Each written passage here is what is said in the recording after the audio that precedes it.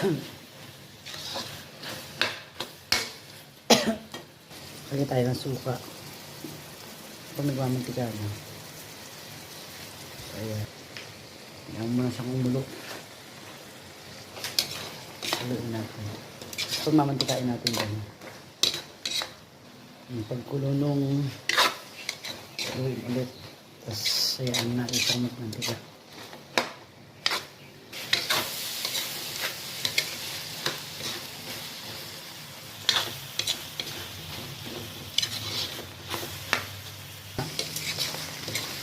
Ayan, ito yung ating bopis.